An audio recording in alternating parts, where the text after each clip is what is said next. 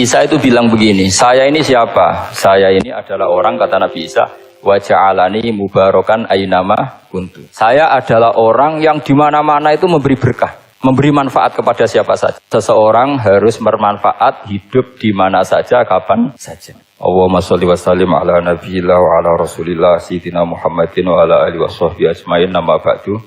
Kita meneruskan kajian yang paling penting dalam ulumul Quran, termasuk adalah al-ibratu bi umumil lafzi la bi khususis sabab. Itu terkenal sekali. Jadi Nabi karena seorang manusia, apapun hebatnya Nabi ini seorang manusia, tentu kalau ngandani cara Jawa atau menghitopi pasti ngendikan sama yang di depannya. Tapi bukan berarti hukum ini khusus pada yang di depannya, tapi menjadi umum. Kenapa menjadi umum? Ya karena kebaikan itu boleh dilakukan oleh siapa saja. Misalnya Rasulullah ngendikan sama Mu'ad, ya Mu'ad inni uhibbuka fala tada'anna dubura kulli sholatin. Wa fi riwayatin faqul fi duburi kulli sholatin Allahumma a'inni ala zikrika wa syukrika wa husni ibadatik. Itu jelas kalimatnya Nabi, ya Mu'ad saya mencintai kamu. Maka jangan pernah engkau tinggalkan setelah sholat kamu membaca Allahumma a'inni ala zikrika wa syukrika wa husni ibadatik. Ya Allah, tolonglah kami supaya selalu mengingat engkau ala zikrika dan mensyukuri nikmat engkau, dan tolong kami selalu beribadah kepada engkau.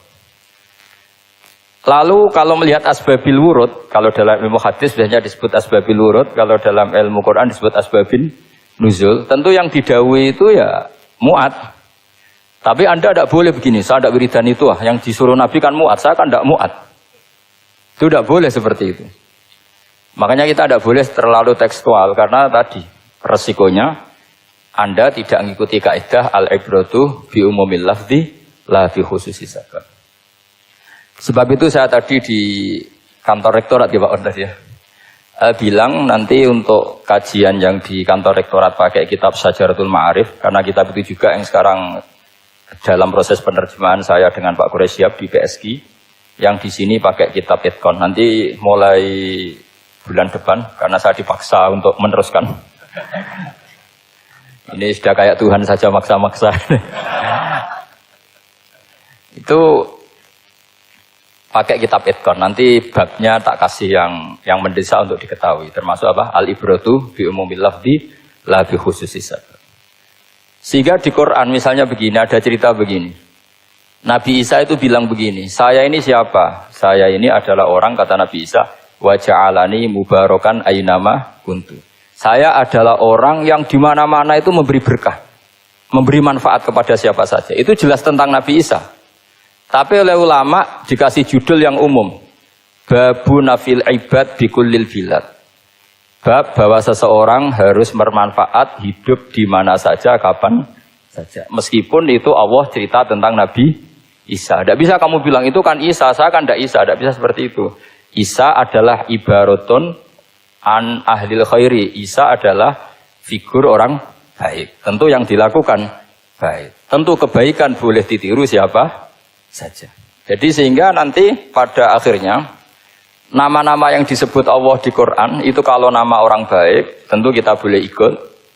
Paham ya? Kalau nama orang buruk tentu kita tidak boleh ikut. Ya gitu aturannya. Sehingga tadi ada al-ibratu bi umumil lafzi la bi khususi sabab. Jadi yang jadi pegangan adalah standar kalimat umum dengan pemaknaan yang ditentukan ulama. La bi khususi sabab, tidak terkait sebab itu. Misalnya yang paling masyhur tentu dalam hadis Madinah itu kira-kira kan utaranya Mekah ya Pak. Kira-kira ya, utaranya Mekah apa selatannya? Utaranya kayak utaranya. Dulu penduduk Madinah itu kalau bikin kloset itu, pokoknya kalau qada'ul hajat itu menghadap ke utara atau selatan. Terus kata Rasulullah, kalau kamu sedang qada'il hajat, sedang buang kotoran tuh jangan menghadap Ka'bah, juga jangan membelakangi Ka'bah. Itu Nabi redaksinya unik. Walakin syarriku au gharibu. Tetapi kamu menghadap barat atau menghadap timur. Itu semua riwayat walakin syarriku au gharibu, tapi kamu menghadap barat atau timur. Nah, Artinya apa? Kata syariku al-gharibu adalah binisbat di ahli Madinah. Karena orang Madinah posisinya di utara Mekah. Sehingga kalau menghadap utara atau selatan berarti menghadap Ka'bah atau membelakangi Ka'bah. Dan itu tidak boleh dalam proses qada'il hajat, masbak kotoran. Terus Nabi memerintahkan menghadaplah ke barat atau ke timur. Nah, al-ibratu bi'umil lafzi la bi khususi sabab juga direvisi oleh ulama begini, kecuali sebab itu ada ilat. Maka kalau demikian yang dimenangkan ilatnya bukan teknya. Saya ulang lagi, yang dimenangkan ilatnya bukan teknya. Kayak tadi, di hadis itu kan Nabi ngintikan apa? Tetapi menghadaplah barat atau menghadap ke timur. Tentu orang Indonesia malah kalau itu kebalikannya. Orang Indonesia kalau ke barat atau ke timur kan malah menghadap Ka'bah atau membelakangi Ka'bah. Di sini pentingnya ijtihad. Dan ijtihad ini lazim, bukan harus Imam Syafi'i atau Imam Malik. Semua orang normal pasti tahu proporsi kalimat tadi. Karena ada aturan al-hukmu yaduru ma'ilatihi wujudan wa adaman. Itu seterusnya. Ini penting saya utarakan. Sehingga ketika Rasulullah sedekah dengan dinar dikasihkan fakir miskin atau dirham dikasihkan fakir miskin, pikirannya ulama adalah sedekah dengan mata uang yang berlaku saat itu. Tidak selalu ditetapkan dinar atau dirham. Begitu juga ketika Rasulullah dulu zakat fitrah pakai susu kering atau pakai kurma atau pakai gandum. Ulama semua bilang yang penting kuti ahlil balad. Yang penting makanan pokok di negara itu. Dalam konteks Indonesia tentu apa? Beras. Ini penting saya utarakan karena tanpa mengkaji ulumul Quran seperti ini. Dan kita insya Allah bulan depan saya langsung bawa kitab Itqan. Di situ ada beberapa contoh. Harus seperti itu. Karena kalau tidak terikat sebab, itu nanti takutnya ayat umum menjadi liar. Misalnya begini, pernah ada aliran sesat dulu. Kebetulan di Jogja itu, saya lihat di TV. Entah salah kiainya, entah salah dosennya, entah salah siapa. Atau salah orangnya agak stres, tidak tahu saya. Semoga salah orangnya itu sholat menghadap ke 4 arah. Alasannya Allah nggak ada di mana-mana, ya sudah di barat. Rakaat kedua ke utara, rakaat ketiga ke timur. Rakaat keempat ke selatan. Itu uniknya itu ngawurnya lah, bukan uniknya. Ngawurnya itu dalil fa'ina matuwallu fasamma wajhuwa. Kamu hadap kemana saja di sana dari itu Allah. Sehingga semua ulama ketika bikin kaidah al-ibratu bi'umil lafzi la bi khususi sabab selalu menyertakan kecuali khusus sabab ini ada illatul hukmi. Maka itu enggak jadi. Kayak ayat tadi, kalau kamu pakai umumnya lafaz itu kan boleh sholat menghadap mana saja. Nah makanya Imam Syafi'i ketika ditanya, lalu ayat ini proporsinya gimana? Kata beliau, fis safar. Orang yang sedang di pesawat, mau sholat, tentu masuknya fasamma wajibah. Jadi dalam kondisi bepergian, yang kita ingin sholat, maka pakainya ayat seperti itu. Tapi kalau kondisi nomor, fawal liwajaka syatrul masjidil haram. Jadi makanya ini penting ngaji ulumul Quran. Kita tidak bisa hanya megang terjemah atau megang apa, kemudian kita fatwa atas nama Quran dan hadis. Sehingga dulu syaratnya memang ketat, harus hafal Quran, hafal hadis, menguasai usul fikih, menguasai macam-macam. Karena tanpa itu memang tidak bisa. Sampai Ibnu Abbas ngendikan, kamu jangan pernah fatwa pakai Quran. Fa inna lahu wujuhan katsirah, karena Quran punya sisi yang banyak. Walakin hajuhum bis sunnah. Kalau kamu adu hujjah, pakailah sunnah Rasulullah SAW. Karena di situ penjelasan Quran. Misalnya tadi Rasulullah ketika kondisi normal pasti sholat menghadap Ka'bah. Jadi kalau bepergian nanti unta, kata riwayat-riwayat, ainama tawajjahat bihi rakhilatuh, kemana saja posisi unta menghadap. Ada ulama yang berpendapat itu khusus sholat sunat. Kalau sholat fardu dalam kondisi ada punya mobil harus berhenti. Ini mazhab Syafi'i. Sehingga misalnya saya, Pak Harsoyo, Pak On, bawa kijang, mobilnya sendiri. Kalau sholat fardu jangan mentang-mentang pakai kendaraan terus menghadap sekenanya. Kalau mau ke Banyuwangi berarti menghadap ke timur, enggak, itu yang boleh hanya sholat sunat. Kalau sholat fardu harus berhenti. Karena kijang ini dalam kendali Anda.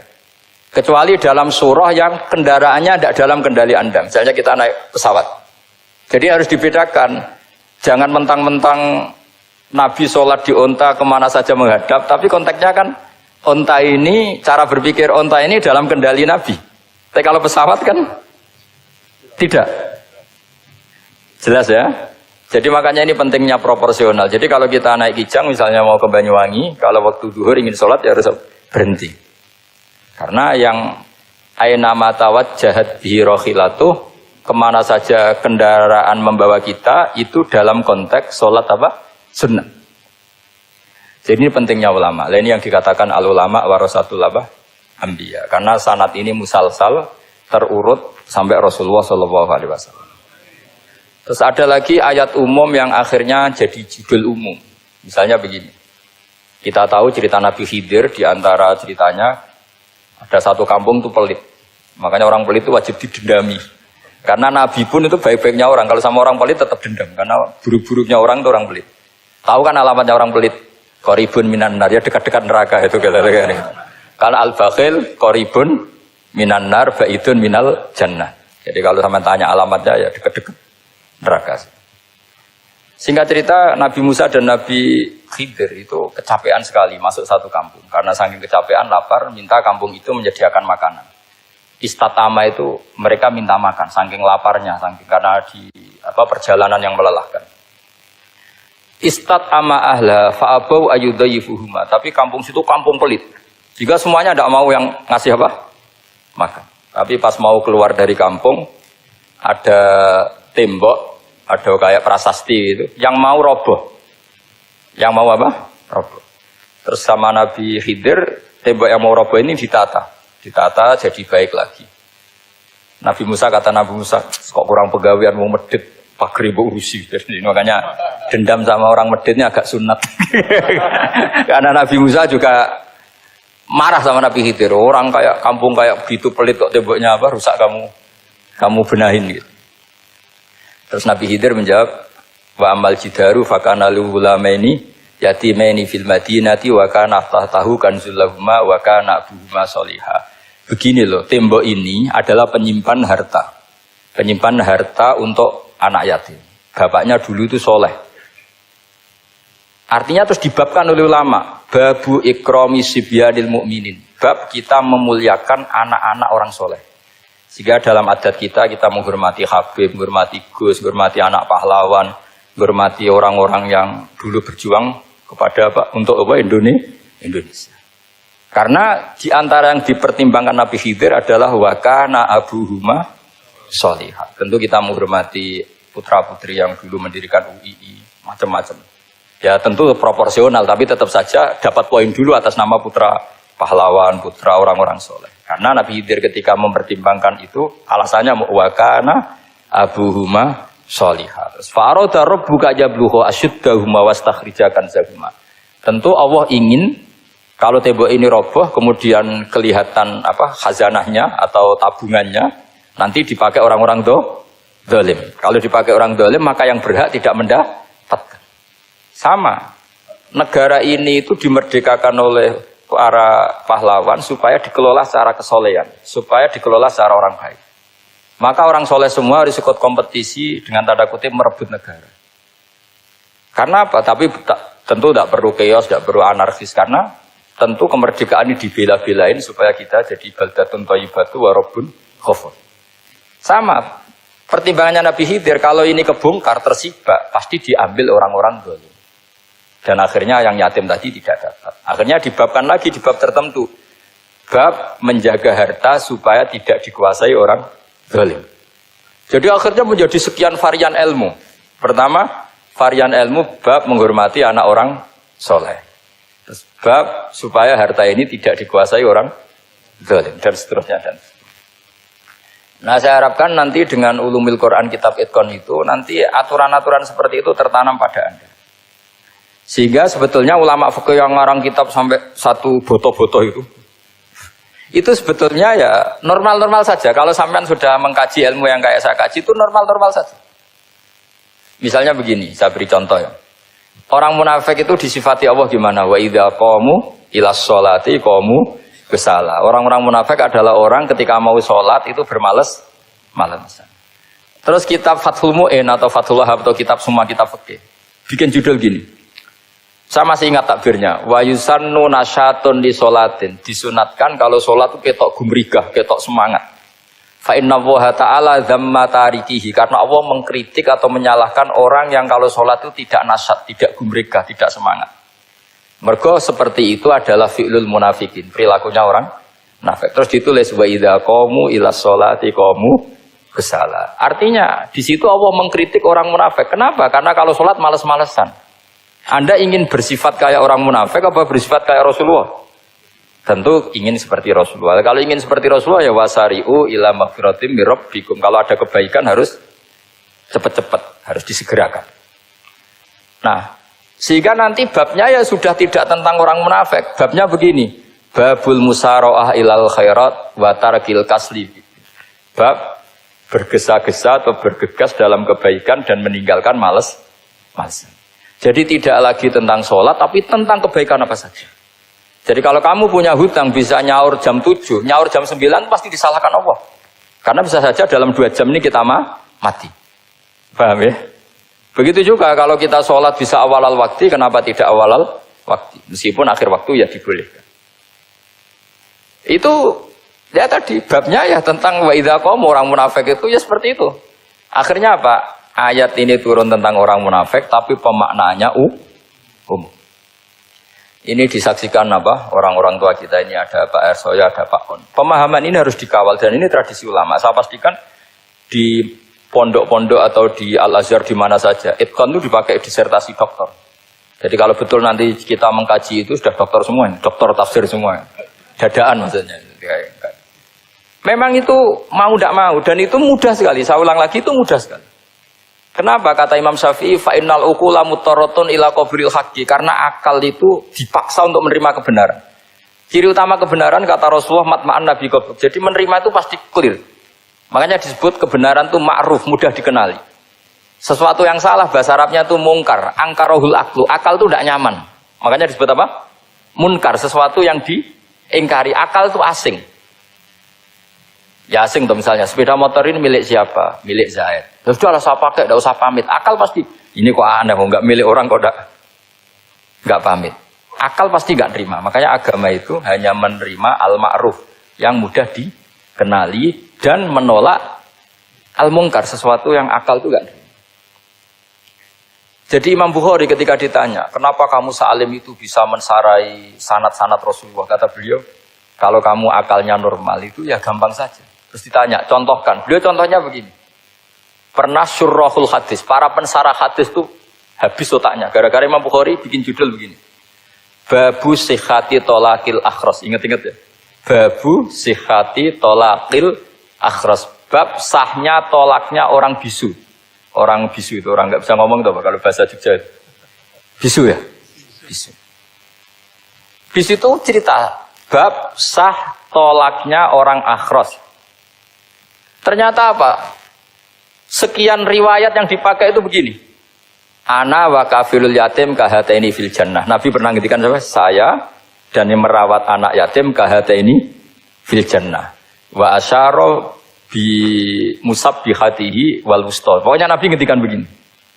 Paham ya? Maksudnya apa? Betapa yang rawat anak yatim itu sangat dekat dengan apa? Dekat dengan Nabi di apa? Surga. Terus hadisnya berikutnya, asyahru hakada pakai tangan 10, ahakada wa hakada wa hakada berarti 30. Asyahru hakada wa hakada wa hakada berarti berapa? 29. Terus berikutnya hadis Aisyah sholat lama terus ditanya orang di tengah-tengah sholat. Aisyah kenapa sholat lama? Fa'asyarat nahwas sama. Kemudian Aisyah memberi isyarah nahwas sama. Ternyata saat itu gerhana apa? Matahari. Itu surahul hadis bingung semua. Ini cerita tolaknya orang bisu kok ngelantur kemana-mana. Ternyata maksudnya Bukhari begini. Maksudnya Imam Bukhari. Penjelasan yang namanya tolak itu kan sihot. Ya sihot. Tahu sihot akad lah kalau dalam bahasa Jogja mungkin. Kalau kamu nikah kan angkah tuka wazawazwa terus bilang apa qabil tu nikahaha wa taswiyah. Terus kalau kamu menceraikan istri kamu bilang kamu saya ceraikan. Yang dikatakan sihot itu adalah ekspresi atau implementasi dari sesuatu. Misalnya kamu ingin tolak, bilang saja tolak. Kalau kamu ingin muji orang, bilang saja begini. Pasti itu maknanya muji. Kalau ingin menyemooh, bilang begini. Nah, artinya gini, kalimat itu bisa diganti isyarah. Saya ulang lagi, kalimat itu bisa diganti. Buktinya Nabi mengisyaratkan saya dekat, bilang begini. Paham ya? Aisyah bilang gerhana hanya bilang begini. Nah, kalau begitu orang yang bisu ya punya cara menceraikannya. Dia cukup melakukan isyarat. Yang isyarat itu pasti difahami sebagai cerai. Artinya kalau orang memahami Quran hadis seperti itu, hal-hal yang mungkin nggak terlintas dalam pikiran Anda, ternyata itu jadi dalil. Artinya apa? Rasulullah yang bisa ngendikan saja kadang menjelaskan sesuatu pakai isyarah. Nah, dengan demikian terus jadi rumus al-isyarah al-mufhimah bimanzilatin nutqi. Isyarah yang memahamkan sama dengan ucapan. Sehingga ini pengganti ijab qabul. Itu cara-cara memahami istihad, memahami Quran dan hadis. Caranya gimana? Kita harus belajar ulumul Quran. Ya, perangkat yang dipakai seluruh dunia termasuk kitab Itqan itu. Dan kitab Sajaratul Ma'arif itu yang saya kaji dan dikaji seluruh ulama di dunia. Karena saya tidak biasa ngaji tanpa kitab yang perlu kita kaji. Saya sendiri itu bisa seperti ini ya barokahnya kitab-kitab itu. Jadi gak terlintas tapi ya tadi. Rasulullah yang bisa ngendikan saja, sering iktifa, sering ngalap cukup dengan apa? Isyarah. Oh kalau gitu berarti al-isyarah bimanzilatin nutqi. Isyarah itu sama dengan ijab dan qabul. Apalagi ini orang akhros, orang bisu yang nggak bisa ngomong. Lalu kalau tolak kayak apa, kalau nikah kayak apa? Ya tapi Imam Bukhari itu uniknya tadi bikin judul Babu Sihati Tolakil Akhros, kemudian cerita anak wa kafilul yatim. Nah, itu kalau orang kan nggak sambung, ini sambungnya di mana? Kok malah cerita anak yatim? Ternyata kata kuncinya kahata ini seperti ini dan orang paham sangat sangat. Makanya hati-hati dengan isyarah karena kalau itu betul mengganti lafaz, berarti Anda kalau nyuwun sewu melafadzkan tolak terganti isyarah, ya agak masalah itu. Tapi semoga enggak lah. Istri satu kok dicerai nanti nggak punya istri nanti malah repot. Tapi ini kan saya cerita ilmu saja. Ya saya cerita apa? Cerita ilmu. Jadi kalau ada orang bilang semua yang ada di dunia itu ada di Quran. Itu caranya ya seperti ini. Jangan kayak orang-orang yang terlalu tekstual. Karena kalau seperti ini pasti semua ada di dunia itu ada di Quran. Karena cara pemahamannya seperti ini. Saya sering ditanya kenapa bumi ada likuifaksi macam-macam. Memang dari Quran bayangannya Quran seperti itu. Amin tuman fis sama ayyaksifa bikumul ardo fa idahiyya tamur. Memang dari awal Allah bikin bumi ini potensinya malah likuifaksi. Potensinya itu melumer. Tamur itu memang maknanya melumer. Dan ketika Allah nyifati bumi wal ardi dzatis sod, sod pun maknanya pecah. Dan Allah tidak sekedar mengatakan pecah, dzatis sod sifat dasar bumi itu mudah pecah. Jadi kalau dzat itu sifat dasar. Jadi meskipun Quran tidak meneliti spesifik kayak para ahli gempa, tapi dari awal Allah ngendikan bumi itu dzatis sod wal ardi dzatis sod. Bumi adalah berkarakter pecah. Kenapa berkarakter pecah? Karena dari awal bumi ini lempengan-lempengan. Di Quran ya dijelaskan gitu. Wa fil ardi qita'um mutajawirat. Bumi ya kelihatannya banyak, kelihatan satu, sebetulnya dari qit'ah, dari potongan. Nah, qit'ah itu jamaknya qita'. Terus disebut mutajawirat, saling berdampingan. Kalau dalam bahasa Arab berdampingan itu berarti sel-selnya beda. Kalau bahasa Arab bilang sesuatu yang bercampur namanya mukhalatoh, jadi satu. Kalau yang beda jenis namanya mujawarah. Nah, Al-Quran itu bilang wafil ardi qita'um mutajawirat. Bumi ini karakternya per potongan-potongannya karakternya beda-beda. Sehingga memang potensinya bumi ini hancur. Apalagi dari awal memang dipersiapkan mau dihancurin. Makanya nggak usah takut kiamat. Memang rencana Tuhan mau dihancurin. Makanya sanggup takwa saja. Kalau ingin menghentikan penghancuran ini tidak bisa. Itu sudah dalam rencana Tuhan pasti dihancurin. Makanya kalau orang sufi ditanya, kenapa tidak bangun rumah? Tuhan aja mau rencana ngancurin bumi, kok saya rumah tak tata nanti juga hancur. Tapi kalau di Islam kota saya ngomong gitu kan dia kata, wah ini orang nggak jelas ini. Gitu. Padahal yang kedonyan itu yang nggak jelas sebetulnya. Tapi ini saya cerita jadi supaya UII ya, yang didirikan ulama-ulama. Saya masih ingat ketika Profesor Zaini cerita, Pak Zaini saya ini kan kiai, saya tidak punya gelar apa kok. Jangan minta bantuan ini. Katanya Pak Zaini dulu UI ya didirikan banyak kiai dan sebagian pendirinya juga gak punya gelar katanya. Gitu. Tapi mendingan gak punya gelar manfaat daripada punya gelar gak manfaat. Malah problem. Tapi ya gak masalah. Sudah ada manfaat gak punya gelar malah repot lagi.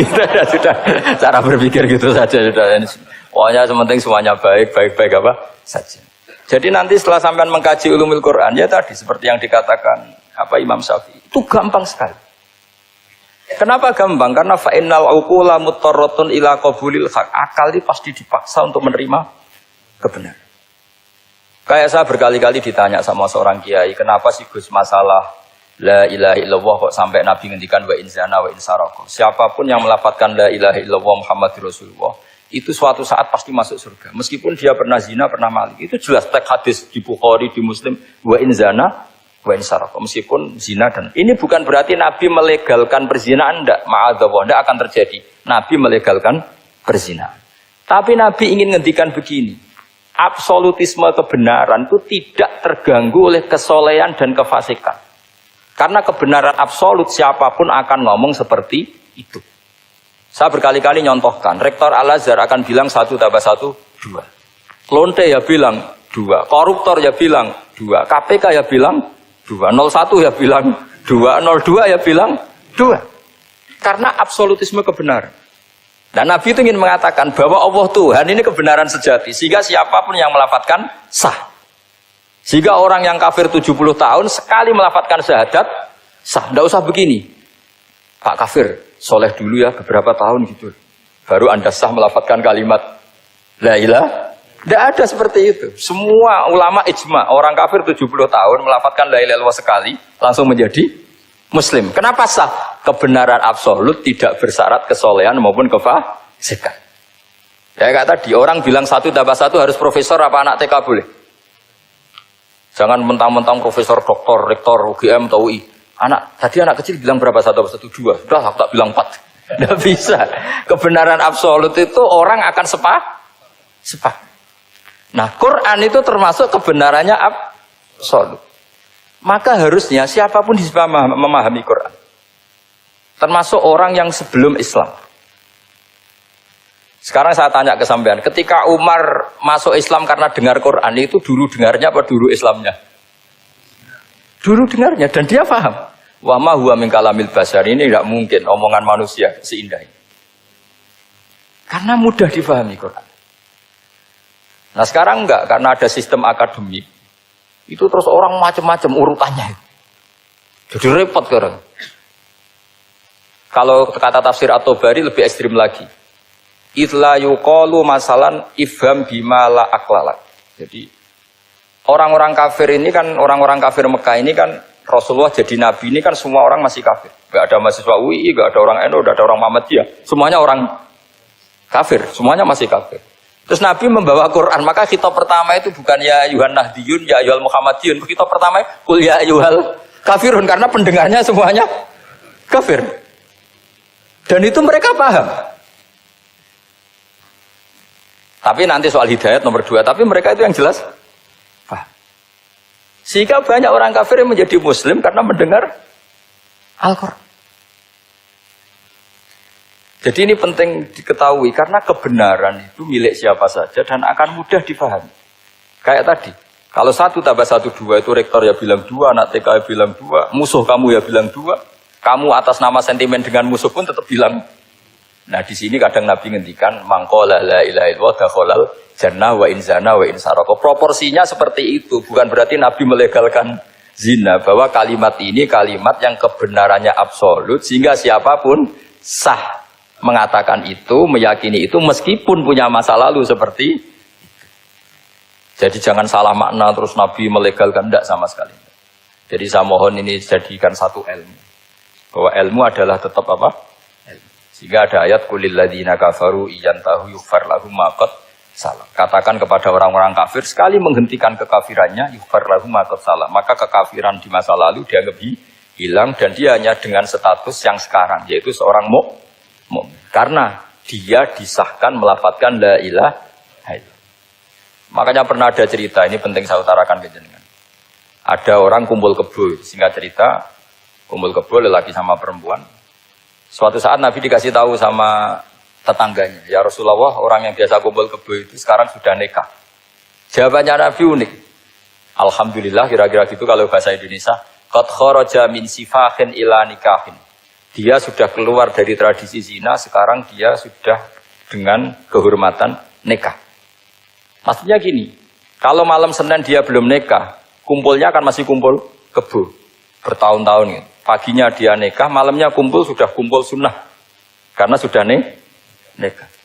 Jadi tak sama seperti tadi. Kalau dia belum melafadzkan kalimat tauhid, ya statusnya dia kafir. Sekali melakukan kalimat tauhid, ya statusnya dia muslim atau mukmin. Sama. Ketika hubungan intim tanpa nikah namanya sifah perzinaan. Sekali nikah ya namanya sunnah. Jadi semudah itu. Dan Nabi tidak tanya macam-macam. Mau ngendikan qad kharaja min sifahin ila nikahin. Sudah keluar dari tradisi sifah menuju nikah. Pertanyaannya gini, kenapa enggak disyaratkan ini itu untuk nikahnya? Misalnya macam-macam. Ya sebetulnya syarat itu pasti ada, cuma begini loh. Orang yang ingin menghentikan keburukannya harus kamu katakan sah sekarang juga. Karena kita mengesahkan penghentian keburukan. Jangan lalu orang yang mau tobat malah dipersulit. Jadi misalnya la ilaha illallah, kamu belajar makhraj dulu, bila-bilanya lah benar. Belajar bahasa Arab dulu. Ya kacau. Apalagi saya persiapkan seremonialnya dulu, nanti di masjid di syuting supaya satu Indonesia tahu yang Islamkan saya itu kiainya yang engkek malah repot lagi. Ini penting saya utarakan supaya clear. Jadi saya ulang lagi, al-ibratu bi umumil lafzi la bi khusus sabab. Allah ya gak apa-apa cerita Nabi Musa, cerita Nabi Isa, cerita misalnya begini, bolehkah orang soleh itu jadi raja? Jawabannya harus bilang boleh. Karena Allah pernah menfigurkan tokoh soleh yang bernama Sulaiman dan Daud. Dan beliau adalah raja. Ketika Imam Syafi'i ditanya, bolehkah orang Islam tidak kawin? Ya asal dia ada zina ya boleh. Karena Allah menyebut hamba yang soleh. Dan sebagian mereka tidak nikah. Yaitu Nabi Yahya dan Nabi Isa. Yaitu wasayyida wa hasura wa nabiyya minas sholihin. Jadi cara berpikir Imam Syafi'i gampang. Bagaimana hukumnya orang Islam yang enggak nikah padahal dia tapi asal enggak zina loh ya. Ya jawabannya ya boleh karena Allah mensifati Nabi Yahya dan Isa dengan status hasur, tidak apa? Nikah. Bolehkah seorang soleh jadi raja? Ya boleh. Daud dan Sulaiman itu seorang soleh dan jadi raja. Bolehkah orang soleh itu fakir? Wah sudah banyak, enggak usah dibolehkan sudah banyak kan. Jadi gampang sekali Quran di depan ahlinya itu. Jadi kalau Imam Syafi'i ditanya, fa inna wa ta'ala dzakara abdan sholihan wa qala wa sayyida wa hasura wa nabiyyam minas sholihin. Ternyata ini orang yang ditanya, apakah boleh orang soleh itu jadi politikus, jadi pejabat? Ya boleh saja. Faqad ataina ala Ibrahim al-kitab wal hikmata wa atainahum mulkan azim. Jadi ini yang boleh bukan sekedar Ibrahim. Padahal di ayat itu tentang ala Ibrahim. Cara berpikir ya tadi, ternyata kesalehan tidak mengganggu jabatan. Ya tentu ya maksudnya untuk kesalehan juga. Jika agama ini gampang. Makanya kalau ada yang tanya, bagaimana perempuan punya aktivitas? Ya jawabannya asal kebenaran ya boleh. Allah cerita Bilqis dan itu raja perempuan. Di hadis banyak ketakapan Aisyah memimpin, macam-macam. Jadi gampang saja. Nah, kenapa sekarang banyak orang berdebat tentang Quran dan nyuwun sewu sampai pada level gontok-gontokan ekstrim? Karena mereka nggak mau belajar ulumul Quran. Kegiatannya debat, tukaran. Yang bingung kita, yang waras ngalah lah kira-kira gitu. Ini nggak pernah ngaji Quran, gegernya. Ya kacau. Ada ulumul Quran, jadi yang namanya kitab Al-Itqan. Dan itu dibukukan oleh ulama. Dan gampang sekali. Pernah ya Sayyidina Umar ketika Futuhat, beliau sudah Futuhat itu mengalahkan musuh-musuh Islam yang memusuhi Islam. Perlu dicatat, musuh-musuh Islam yang memusuhi Islam. Karena kalau yang tidak memusuhi Islam nggak boleh dimusuhi juga. Ya. Singkat cerita ditanya, kenapa kita tidak tasakuran besar-besaran, kita kan sudah menang. Padahal disambut sedemikian rupa. Jawabnya Umar apa? Inna wa ta'ala qad ayyara qauman faqala adhabtum thayyibatikum fi hayatikumud dunya wastamta'tum biha. Allah itu mengkritik kelompok kaum yang dalam hidupnya itu foya-foya. Maka saya akan mengurangi foya-foya itu supaya saya menyisakan jatah foya-foya saya sampai di surga. Nanti orang kafir ketika dimasukkan neraka di antara taubehnya Allah. Taubeh itu ya semacam kayak disalahkan gitu.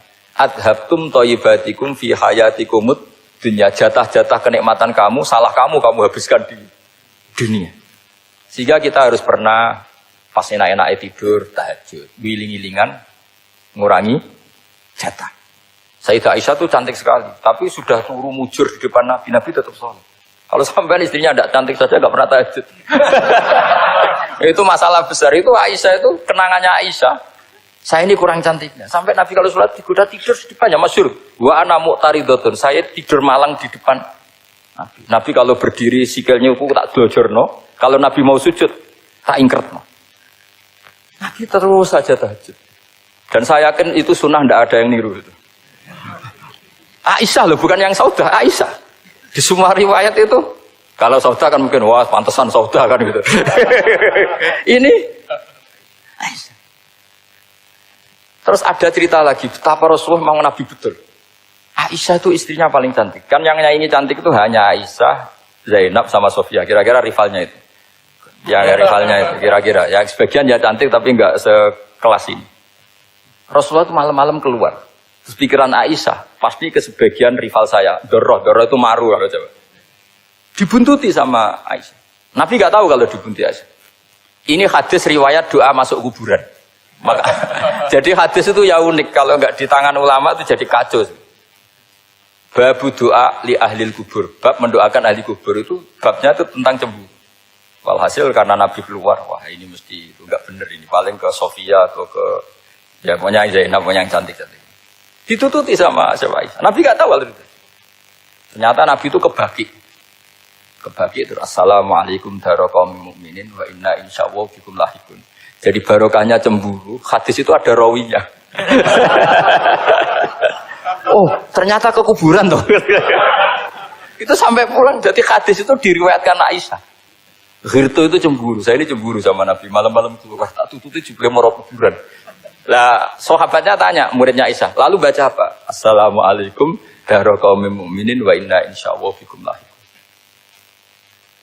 Kalau sampean kan enggak, dibuntuti tok bar tenan. Mesti barbaran. Jadi ini penting saya utarakan. Jadi cobalah ulumul Quran dikaji secara baik. Insya Allah nanti maknani Quran itu mudah. Karena memang sesuatu itu harus ada ilmu. Ya sesuatu itu harus ada ilmu. Banyak ulama itu nangis karena mudah memahami rahmat Allah. Abu Yazid Al-Bustami itu jadi wali bukan karena banyak wiridannya, enggak. Dia setiap makan itu memuji begini, ya Allah, engkau itu tidak butuh saya, tapi kenapa ngasih makan saya? Kalau majikan ngasih makan karyawannya kan supaya mau kerja. Semua kebaikan manusia itu pasti ada imbalannya. Tapi engkau itu tidak butuh apa-apa, kenapa ngasih nikmat kepada manusia padahal engkau tidak butuh? Itu kan aneh betul. Kalau apapun ikhlasnya orang, kalau ngasih itu kan ada maunya. Meskipun sudah bilang ikhlas. Oh sudah, tapi kalau Allah itu tidak butuh. Misalnya ada orang nyumbang masjid ikhlas, tetap di hatinya, benak Jumatan Pak Quran yang dinti, tetap ada kepentingannya. Tapi kalau Allah, sehingga cara mensifati Allah itu luar biasa. Makanya orang jadi wali itu diantara kata Rasulullah, Inna woha la yardu anil abdi idha akalal aklah fayahmaduhu alaiha au yashrubah syarbah fayahmaduhu alaiha. Allah itu sangat ridho. Orang jadi wali itu kan diridani Allah. Allah itu sangat ridho kalau seseorang makan kemudian dia muji Allah. Coba apa hebatnya Donald Trump kalau gak makan ya lemes mati. Apa hebatnya presiden seluruh dunia kalau gak makan ya lemes mati. Orang yang katanya paling top di dunia, itu gak makan kangkung nyatanya ya lemes. Hebatnya di mana? Yang kita puji-puji hebat, ternyata kalau nggak makan itu lemes. Pak Rektor nggak makan lemes, apalagi Pak Onwel nggak makan lemes. Hebatnya apa coba? Nah, terus kelihatan wa khuliqal insanu dhaifa. Makanya ketika Allah mengingatkan orang yang menyembah Isa, Allah hanya menghentikan gini, karena yakulani to'am. Isa dan ibunya itu makan. Maksudnya kalau nggak makan itu ya lemes. Kamu kebayang nggak punya Tuhan terus, Pak Tuhan jangan lemes, monggo dariin. Kayak apa malunya kita punya Tuhan kalau nggak makan apa? Lemes. Terus nanti cerita, alhamdulillah tadi Tuhan mampir sini. Tadi lemes lah tak kasih makan, bergas lagi. Makanya orang kritiknya mesti sederhana. Karena ya pula to'am. Kok kamu Tuhan kan gimana? Ini kalau nggak makan itu. Tapi kita sering keliru mengatakan Presiden Amerika itu super power hebat. Hebatnya di mana seorang manusia? Kalau nggak makan ya. Ini makanya Allah ngendikan wa khuliqal insanu dhaif. Sehingga banyak para wali itu dekat Allah ketika makan. Bukan apa-apa karena tadi makannya itu Tidak kayak sampai anda makan, banyak lahap, segala-galanya udah gitu. Itu tidak setiap makan, ya Allah betapa lemahnya saya. Yang katanya rektor, yang katanya profesor, katanya orang alim, kiai, katanya pengurus NU, pengurus Muhammadiyah. Ternyata kalau tidak makan, lemes. Kerennya di mana lemes? Sehingga terus tawadu, terus macam-macam. Jadi ini penting. Jadi Allah mengingatkan manusia itu dengan makan. Makanya Nabi Rasulullah ngendikan, Allah itu sangat ridho seseorang yang setiap makan muji Allah. Tapi sekarang orang makan itu banyak yang enggak menjiwai. Karena ada aturannya sebetulnya, ngunyahnya sampai sekian kali. Ya, tapi sekarang kan sudah ada seperti itu. Makanya sekarang wali sudah enggak banyak. Pendaftarnya juga sudah ada banyak. Apalagi orang-orang intelek itu sudah agak tertarik daftar wali. Memangnya kalau sudah jadi wali dapat uang, malah repot lagi kalau itu. Tapi ini saya cerita orisinilnya ilmu Quran. Ketika Allah mengkritik Isa itu hanya, ketika dituhankan maksudnya, itu hanya dengan kalimat kana yakulan itu Isa dan ibunya sama-sama makan. Dan ketika Allah memuja Rasulullah SAW dan para nabi, itu pujaannya itu aneh. Wa ma arsalna qablaka minal mursalin illa innahum la yakuluna ta'ama wa yamshuna bil aswaq. Saya tidak pernah menugaskan para rasul kecuali mereka itu ya makan dan jalan-jalan di pasar. Saya sampai sekarang hampir tiap minggu itu jalan-jalan ke pasar sama anak. Meskipun saya di Rembang Betul gede itu, tetap biasa saya jalan-jalan ke pasar. Karena apa? Kata Rasulullah Muhammad, Isa itu sampai dituhankan, itu gara-gara jarang makan. Terus orang memitoskan macam-macam. Rasulullah itu kalau makan itu di depan umum, sering di luar rumah. Supaya kelihatan kalau beliau itu manusia. Jadi makannya Nabi adalah nafyun li uluhiyati. Perlu dicatat Nabi Muhammad jadi Nabi setelah dengan tanda kutip tragedi Isa dituhankan. Karena Rasulullah jadi Nabi setelah tragedi Isa dituhankan, maka sisi manusianya itu diperlihatkan. Sampai kalau makan tuh di depan umum. Tapi nggak marung di KFC, tidak ada riwayatnya itu. Di depan umum. Nah, karena kepentingannya itu sehingga makannya Nabi ini ibadah yang luar biasa. Karena menunjukkan sisi kemanusiaan yang akan aman, tidak akan dituhankan. Paham ya? Sama. Seperti kita misalnya kiai atau pejabat. Makan saja gak apa-apa. Tunjukkan kalau kita manusia. Kalau gak makan lemes. Dan kalau itu terus dalam hati kita, insya Allah kita orang yang mengimani wa khuliqal insanu dha'ifa. Betapa manusia itu lemah. Nah tapi kita sekarang enggak. Kalau kita jadi rektor gak bisa mengendalikan satu kampus. Jadi kiai bisa mengendalikan umat. Pikirannya itu kayak Fir'aun. Dan di antara kesalahan Fir'aun adalah faqala ana rabbukumul a'la, bahwa saya bisa mengendalikan kalian semua. Maka dalam ilmu tasawuf yang pertama harus dihilangkan adalah sifat anania. Bahwa karena saya. Tapi kalau orang mau jadi wali atau orang dekat Allah, kenapa saya sering menyebut kata wali? Sebenarnya khazanah wali itu ada di Quran. Ala inna awliya Allahi la khaufun alaihim wa lahum yahzanun. Cuma orang kota senangnya bakas intelektual. Wong desa senani bakas wali. Akhirnya banyak orang yang enggak wali modus pura-pura wali terus nipu orang. Jadi sama-sama ada korban. Yang intelektual juga sama. Seakan-akan lebih intelek dibanding wali ini. Makanya saya supaya bahasa intelektual ya ada di Quran, maksudnya terjemahannya ada, bahasa wali juga apa? Ada. Dan kadang orang jadi wali itu melakukan hal-hal yang kecil. Yaitu merasa doif saat apa? Makan. Merasa doif saat makan. Karena tadi paling mudah menafikan ketuhanan seseorang adalah nyatanya kalau nggak makan lemes. Paling mudah mendoifkan manusia yang katanya presiden superpower pun kalau nggak makan lemes. Apa artinya kehebatan manusia yang sehatnya bergantung nasi satu mangkok? Kerennya di mana coba? Presiden kondang bisa pengaruh seluruh dunia. Jajalnya gak mangan sedino. Lemes. Berarti hadar rojul lelaki ini bergantung satu mangkok nasi. Hebatnya di mana coba? Makanya ada seorang raja angkuh datang ke seorang ulama. Saya raja bisa mengendalikan dunia. Kata ulama, tanya gini. Andaikan kamu tidak bisa minum, kemudian harus bisa minum kalau orang menukarkan kerajaan kamu. Kamu boleh minum, asal kamu tidak jadi raja. Apa kamu kasihkan kerajaan kamu ketika kamu harus minum dengan cara seperti itu? Misalnya di tengah belantara, kalau di Arab kan sering ada apa? Sahara itu ada padang pasir. Terus kata raja itu, ya saya milih minum. Kalau saya tidak minum mati. Mendingan tidak punya kerajaan. La tafrah bimulkin la yusawi apa? Kak sama, kamu jangan bangga dengan kerajaan yang nilainya tidak ada dengan segelas air. Baru dia sadar ternyata. Jadi kamu jangan bangga dengan satu kerajaan yang bahkan akan kamu tukarkan dengan segelas. Artinya pertanyaannya gini, kerajaan yang kamu bisa mimpin ini ditopang air apa ditopang keangkuhan Anda? Sebenarnya ditopang air. Karena sekali Anda tidak minum, tidak bisa jadi raja, terus lemes, diobatno. Sama presiden juga gitu. Kalau nggak makan, nggak minum, terus sakit, stroke, nggak bisa jadi presiden. Artinya ternyata betapa manusia ini bergantung dengan sesuatu yang remeh, yaitu makan, minum, makan, minum. Nah di sini ini, kenapa Quran menyebut para nabi itu apa? Illa innahum la ya'kuluna ta'ama wa yamshuna fil aswaq. Kalau kamu tidak memahami seperti ini kan terus kayak Quran kok ngomong hanya gini kok, kayaknya kelasnya kok like gitu. Cara pandang nggak seperti itu, paham ya? Terus kula niku sangat fanatik kalian yang namanya belajar. Karena niku sing kula anggap ingkang ngilangi azab, ngilangi laknat. Kula beberapa kali terdikte oleh baca. Misalnya baca sistem geologi bumi. Niku zaman wonten likuifaksi teng Palu. Itu beberapa ahli geologi tanya saya, Pak Bahak, apa ada pembenarannya dalam Quran? Terus saya bilang, sampean baca ayat ini dengan kamus bahasa Arab yang dikarang orang sekuler, atau bila perlu yang dikarang orang Kristen, biar kamu tidak nganggep saya ini nyari pembenaran. Selama ini alhamdulillah kadang kamus Munjid itu terkenalnya itu dikarang orang non-muslim. Tapi kadang itu ada hikmahnya. Hikmahnya adalah, tapi saya bukan berarti menganjurkan belajar Munjid, nah, ini ada hikmahnya adalah madatul kalimah itu dimaknai secara benar menurut objektivitas ilmu.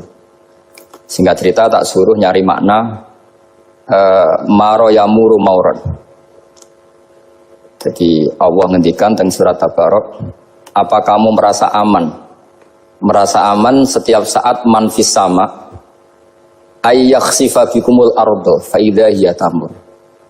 Allah zat yang menguasai langit setiap saat bisa saja melumerkan bumi ini. Jadi melumerkan itu ya bahasa Arabnya tamur itu. Jadi Allah sudah mengingatkan bahwa potensi bumi ini memang likuifaksi karena di bawah ada magma, ada air, ada macam-macam.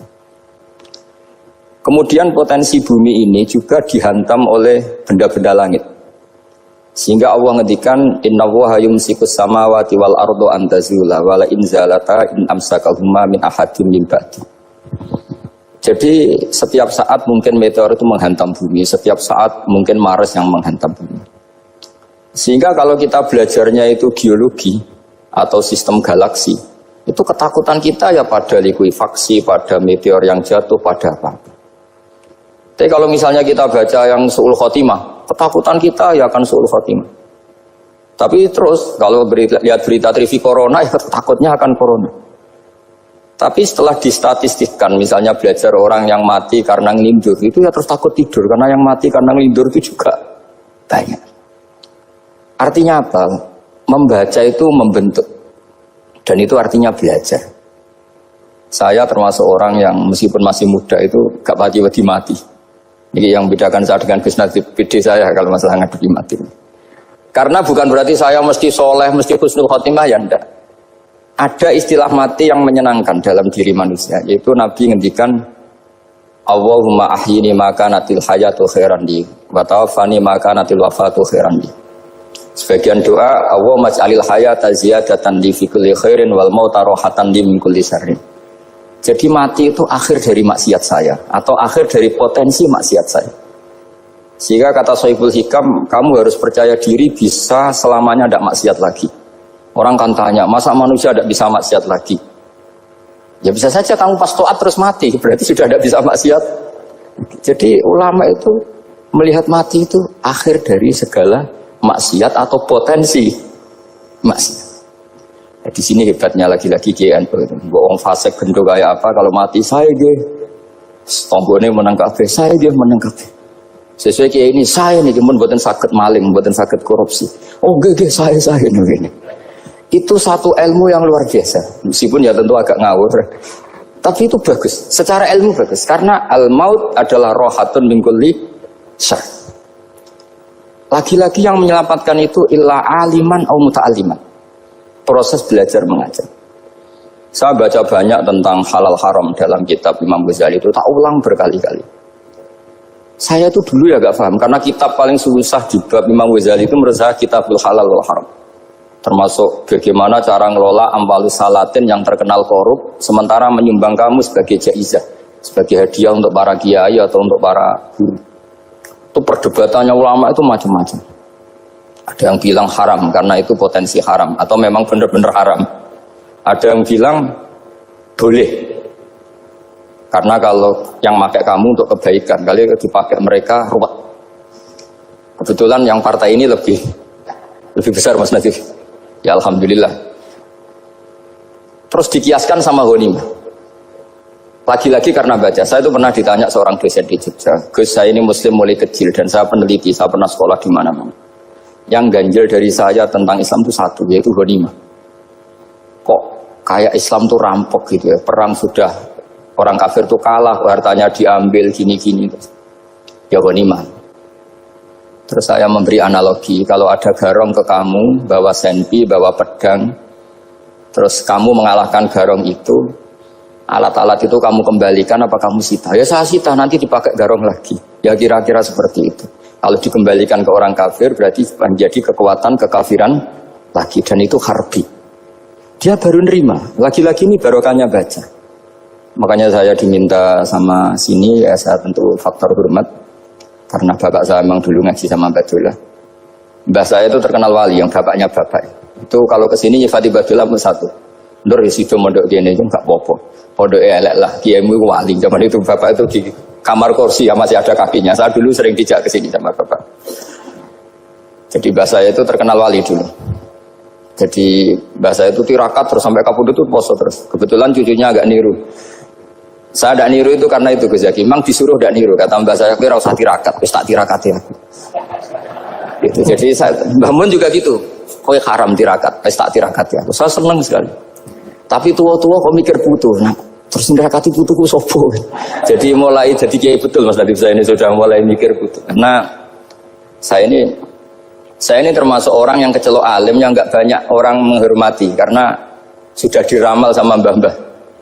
Di dulu mbah saya Mbah Nur Sam itu, kakak saya itu SMP, SMA, kakak saya yang kedua juga SMP, SMA. Mbah saya itu Mbah Nur Sam itu yang nganterkan bapak ketika mondok sini itu, yang ikrar karo Badullah wali Mbah Nur Sam itu, ahli tirakat, ahli puasa.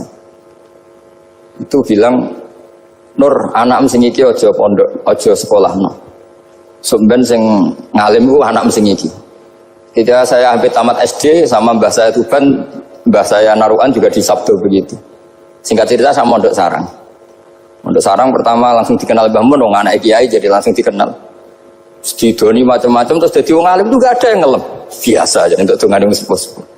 Ya sebenarnya agak kecewa, ya, saya inginnya kan dianggap prestasi gitu, ternyata dianggap doanya orang-orang sepuh. Ya, makanya kalau ini kita ya rodok, ya syukurlah sama Bang Mutamakin sama semuanya karena tadi, kenapa saya harus cerita ini? Quran sendiri mengakui bahwa orang soleh itu diantara aturannya adalah dzurriyyatam ba'duha min ba'd. Meskipun Allah bisa bikin orang soleh dari mana saja, tapi yang legitimit itu memang dzurriyyatam ba'duha min ba'd. Dan kata dzurriyyah itu tasmalu auladal inas, kata Ibnu Hajar al-Asqalani, memasukkan turunan yang dari ibu. Meskipun tentu secara wali nikah atau secara disiplin nasab dari ibu itu tidak ngefek. Tapi dari segi fa'innal irqadassas, bahwa sistem tubuh kita itu tetap ada gen dari seorang apa? Ibu. Sehingga banyak ulama tafsir mengatakan dzurriyyah itu tasmalu auladal inas. Dzurriyyah itu memasukkan turunan dari apa? Ibu. Bapak saya itu nasabnya nasab wali, jadi babahnya itu suka tirakat, suka. Ibu itu nasab kiai. Jadi kalau bapak wiridan itu, kalau istiqomah itu disalahkan sama keluarga ibu. Istiqomah itu salah. Karena ijabu malam yajib, mewajibkan sesuatu yang tidak wajib. Itu masalah secara ilmiah. Mbah Mun itu sering kritik kalau ada pondok kok wajib puasa, wajib merawat itu sering kritik. Itu secara fikih bahaya. Ijabu malam yajib, mewajibkan sesuatu yang tidak wajib. Dan itu kriminal dalam bab fikih. Betul itu, sama cari di Sulam Taufik, babnya itu ngeri. Ijabu malam yajib itu tidak dihitung minal kabair. Dicari sendiri itu di bab Sulam Taufik, tidak perlu saya sebut, itu parah betul malah cara menvonis Abdullah bin Husain bin Thohir di Sulam Taufik. Ijabu malam yajib. Tapi pondok-pondok yang tirakat tidak kurang dalih. Niki boten majibaken, ngelatih. Boten majibaken tapi nopo? Nah, silsilah dari keluarga ibu itu suka ilmu. Sehingga Abdullah bin Mas'ud itu tiap hari itu mensweeping orang yang sering duha. Kalau ada orang duha istiqomah itu disweeping. Awas, harus seminggu sekali, nggak boleh tiap hari. Masa sholat fardu kamu saingi sholat duha? Nggak boleh, fardu tersaingi. Itu Abdullah bin masyhur, sampean cari di Al-Hunjah. Sayyidah Aisyah kalau ada orang duha tiap hari dimarahin. Dan itu secara konstitusi ilmu benar karena Nabi Qiyamul Lail Ramadan itu hanya 4 hari yang di depan umum. Lainnya itu enggak. Khasyata ayyufradu alaihim kalau dalam sahih takut dianggap fardu. Akhirnya istiqomah itu masalah di keluarga saya yang dari ibu. Nah kebetulan kita ini suka ada istiqomah akhirnya ya seperti ini. Tapi ini ilmu harus kita bicarakan. Tapi yang istiqomah Bapak itu pengagum Badullah. Bapak itu suka sama istiqomah karena punya guru dulu Ki Zubaidi istiqomah, Badullah istiqomah. Tapi jangan kira Badullah itu hanya istiqomah. Saya punya sanad banyak, mungkin Gus Zaki lebih tahu. Sering saya diceritain Bapak. Badullah itu nak ambek wong fase nemen-nemen itu ya rapati cocok. Senajan to majibno fase. Tak takoki iki ngopo. Empuk nak ke fase darani wong awam untuk ganjaran. Mergo macane Quran gak fase. Padahal untuk ganjaran mergo seneng Quran. Jadi, terus tak takoki Bapak, niku saged damel syarat mboten? Ya ora kena, pokoke ngono. Jadi gue ngekrori. Artinya beliau ndak ingin lah gara-gara kita terlalu pakem tajwid kemudian nganggap siapa saja baca Quran salah kemudian tidak dapat pahala. Bisa saja hamalahum ala ayakra'ul Qur'an apa mahabbatuhum wa iskuhum wa kada wa kada. Jadi akhirnya saya jadi tahu. Oke, secara makhraj salah, tapi iseknya benar, mahabbahnya benar, brontonya benar. Jadi sebetulnya Badullah itu punya sekian makalah tentang ilmu. Hikam juga gitu. Nur nak cah santri ngaji Ihya itu jauh oleh. Saya nak ngaji Hikam mojo. Maksudnya beliau entah kalau setelah itu Badullah itu melarang siapa saja santri ngaji Hikam itu dilarangnya ada kelas tertentu untuk boleh ngaji Hikam. Nah kenapa saya cerita ini? Karena saya masih ingat betul di antara wasiatnya Mbah Mun itu. Firroh sebabnya apa Fatihah kok ihdinas siratal mustaqim bukan siratoka tapi siratal ladzina an'amta alaihim. Dawe Mbah Mun fa inna Allaha ta'ala la ya'kul wa la yashrab wa la yanqih wa la kadza wa kadza. Allah itu tidak makan, tidak minum, tidak tidur. Sehingga kita tidak bisa niru Allah. Tapi yang makan tidur itu manusia. Sehingga kalau ingin dekat Allah ya niru siratal ladzina bukan siratoka. Kita cara tidur niru Kanjeng Nabi, niru ulama, cara makan, cara minum, niru Allah tidak bisa. Makanya bukan ihdinas siratal mustaqim siratoka tapi siratal ladzina an'amta. Maka dalam beragama itu butuh master, butuh panutan. Ya tentu Mbah Mun oleh ngendikan pakai luwet orang-orang kuno. Cara Mbah Mun pakai cantolan. Maka saya punya makalah banyak dari Bapak, dari Mbah Mun, dari Mbah Zubair, dari sampai saya itu hafal sanad sampai Rasulullah SAW. Karena yang bisa mengawal ilmu itu sanad. Termasuk saya di sini bawa kitab Ar-Risalah Al-Qushairiyah. Nanti saya baca beberapa panutan kita. Di sini ada Abdul Qasim Al-Junaidi, ada Abu Yazid Al-Bustami, ada banyak ulama yang ditulis Ar-Risalah Al-Qushairiyah. Dan itu yang membentuk Imam Ghazali, kitab Ar-Risalah Al-Qushairiyah. Tapi sekarang kita ini tidak belajar lagi tentang tasawuf. Tasawuf itu Abdul Qasim Al-Junaidi jadi wali itu bukan wiridannya terlalu banyak, enggak. Beliau pernah bikin satu kalimat yang menjadikan Allah itu ridho. Kalimatnya begini, kalau malam beliau wiridan gini, ya Allah, kenapa engkau ngasih rezeki saya, padahal engkau tidak butuh saya. Kalimatnya sederhana. Kalau seorang majikan ngasih servis sama karyawannya, memang butuh pekerjaannya. Orang tua ke anak butuh kasih sayangnya. Tapi engkau ini zat yang tidak butuh saya, tidak butuh kita, ngapain ngasih? Jadi punya sisi betapa Allah itu luar biasa, Allah tidak butuh kok. Ngasih itu kan luar biasa. Jadi karena mensifati seperti itu Allah itu ridho. Itu luar biasa. Normalnya orang memberi itu kan, apalagi orang memberi kiai itu kacau sekali. 1.000 jaluk swarga. Salam template 1 juta wae jaluk kok. Swarga itu parah lagi. Nanti kalau enggak masuk surga diundat-undat. Itu ngeri lagi itu, 1 juta minta apa? Surga.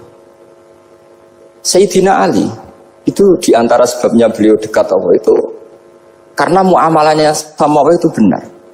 Di antara muamalah itu yang diriwayatkan di kitab Ar-Risalah itu syariah adalah masyhur itu. Kafani izzan antakuna li rabban wa kafani fakhran an aku nalaka abdan. Tiap malam yang beritanya itu, ya Allah, saya sungguh sangat mulia karena engkau yang jadi Tuhan. Coba kalau saya dituhani manusia yang mati atau dituhani siapa yang mati juga. Wa kafani fakhran an aku nalaka abdan. Saya ini bangga sekali karena jadi budakmu, jadi hamba zat yang tidak mati. Jadi pakem-pakem yang menjadi masyrab kalau dalam bahasa tasawuf itu yang menjadikan wali. Sehingga yang dikatakan ibadah itu apa? Ma'rifatullah. Mengenali Allah secara benar. Jadi jangan kira wali-wali dulu terus terlalu istiqomah, ada juga. Mereka punya pakem yang menjadikan Allah itu ridho. Saya beri contoh nih di sini banyak makalah nanti saya beberapa baca tabarruk. Banyak riwayat dari orang-orang sufi. Nabi Ibrahim itu pernah ketemu orang Majusi. Beliau terkenal sakhok, terkenal sakhiyat. Ketika ketemu orang Majusi, ya Ibrahim saya ini sehari saja ngasih makan saya. Kamu kan tukang ngasih makan orang. Terus, ya tapi bisyarti antus lima, kamu harus Islam. Sebagainya Nabi Ibrahim adalah, kalau saya menolong dia berarti nolong orang kafir. Setelah orang itu lewat, berlalu karena Nabi Ibrahim gak mau hormat, Allah memberi wahyu ke Nabi Ibrahim. Kenapa ya Ibrahim tidak kamu terima 1 hari, kamu kasih makan 1 hari? Ya karena dia Majusi. Kata Allah, dia umurnya berapa? 60 tahun. Tanyakan, pernah kelaparan kan hanya hari ini? Iya ya Allah. 60 tahun dia kafir tak kasih makan. Minta kamu sehari aja kok gak boleh. Akhirnya Nabi Ibrahim dipanggil orang Majusi, dikejar dipanggil. Ayo tak kasih makan 1 hari. Kok kamu sekarang jadi baik? Habis ditegur Tuhan. Terus kata, ahakada yu'amiluni. Apa seperti itu Tuhanmu mengu'alamalai saya? Ya na'am. Akhirnya Islam orang Majusi. Jadi itu lagi-lagi ilmu. Jadi yang dikatakan ilmu itu satu teori atau kalimat atau apa saja yang menjadikan kita ini pakem. Meskipun pakem itu kadang sulit diterima orang-orang khusyuk. Orang khusyuk itu ya nyun sewu ada sisi nakalnya. Makanya Mbah Mun sering kayak jargon masyhur. Zada khusyuan, zada jalan, tambah khusyuk, tambah bodoh. Bukan bodoh dengan makna salah itu enggak. Memang kadang terus anti ilmu. Misalnya gini, ini contoh yang karena saya ini mengkhidmati ilmu, saya beri contoh yang urusan ilmu. Ada orang sujud diinjek orang fasik, kepalanya diinjek orang fasik. Terus si orang yang sujud tadi ini ada di Sahih Muslim, juga ada di Ihya. Wallahi la yaghfirullahu laka. Pakai sumpah, wallahi la yaghfirullahu laka. Allah langsung mewahyukan ke Nabi fi hadzal zaman, fi tilka zaman atau fi dzalika zaman. Man dzalladzi yata'alla alayya alla aghfira li fulan qad ghafartu lahu wa ahbattu amalak. Katakan ke orang itu, siapa yang mencatut nama saya yang hanya berstatus tidak memaafkan? Itu enggak fair. Saya ini Tuhan kok bisa yaghfir, bisa yu'adzib. Kok sifat saya tinggal 1 yu'adzib, itu gimana? Dicatut separuh itu Allah tidak terima. Tapi kalau kita baca Quran, saya ini sama orang fasik ya benci. Saya ini orang soleh, setidaknya pura-pura soleh lah. Karena di depan para kiai. Tapi mau tidak mau. Ketika Allah mensifati dirinya tentang orang munafik gimana? Wa yu'adzibal munafiqina in sya'a au jatuh. Ini cocok tidak cocok, potensi memberi tobat itu ada. Meskipun sama kalau orang munafik, tapi ya tetap bacanya wa yu'adzibal munafiqina ya in sya'a au jatuh. Rasulullah kayak apa bencinya dengan Wahsy karena qatilu Hamzah. Tapi Nabi tunduk sama konstitusi Quran. Laisa laka minal amri syai'un aw yatuba alaihim aw yu'adzibahum. Akhirnya Allah malah memberi tobat sama qatilu Hamzah, yaitu Wahsy. Ini pentingnya baca lagi. Kalau kita tidak baca, hanya khusyuk saja, tidak baca, pasti sama orang yang menginjak orang sujud tadi, yang ninjak pasti salah, nggak dimaafkan. Bongso pasti. Pertanyaannya adalah, betulkah Allah punya sifat 1, yaitu yu'adzib? Makanya kalau kita baca, misalnya baca Quran, walillahi mulkus samawati wal ard, ya sudah, yaghfiru liman yasha wa yu'adzibu man yasha. Kalau nuruti rasa kita, ya inginnya ke kita, yaghfir, ke orang lain yu'adzib. Tapi Tuhan kan nggak terima. Saya ini Tuhan kok didikte makhluk saya ini gimana? Nggak bisa. Sehingga ya ini lagi-lagi ilmu. Makanya saya cocok nggak cocok itu suka baca. Saya suka sekali baca, mulai ulama dulu, ulama modern, setengah dulu. Mulai ulama yang kedunian sampai setengah kedunian. Suka. Saya dulu tuh gak suka uang. Karena saya memang tadi, mbah saya dari bapak itu wali mas tadi. Kalau tadi Mas Nadif jujur, mulai Mbah Soleh itu suka bully mertuanya. Jadi saya alhamdulillah dia jujur. Jadi, Mbah Soleh itu menantunya Raden Asnawi. Itu ya bully-bulian sama ini terus ditiru beliau ini. Itu gak suka sebenarnya. Saya itu ya pokoknya tadi kalau orang daftar wali itu kan gak suka sama. Karena mereka nangis ketika Allah ngendikan wa aqridu wa atau ayat-ayat anfiku atau orang baik disifati wa aqridu wa qardan hasanah. Itu hadal khitab li ahlil jiddi wasarwah. Ini khitab untuk orang kaya. Kalau isin Gusti jenengan nampen ngongkon infak kok kalau diinfaki. Jenengan nampen ngongkon ngamal kok kalau di ngamali. Jadi maka yuhibbunal mal, mereka tidak suka harta. Walakin liyana luladzatal khitab bil infak, dan itu harus kaya dulu untuk bisa infak. Jadi itu uniknya. Akhirnya saya Imam Saroni penting juga kaya. Jadi wali untuk suka harta itu nunggu diperintahkan Allah. Alhamdulillah kita enggak, sudah wali dulu karena sudah senang harta wali. Jadi kayaknya keren kita di bang wali-wali itu. Artinya wali itu tahu pentingnya harta setelah jadi wali. Kita alhamdulillah mulai kecil sudah tahu pentingnya harta. Kayaknya kita lebih wali. Imam Syafi'i itu dulu gak suka sama orang kaya. Saya berkali-kali ceritain. Karena dia dididik Sufyan As-Tsauri, Sufyan bin Uyainah. Tapi ketika ketemu Imam Malik itu kaya raya. Meskipun dia hidupnya sederhana, tapi kaya raya.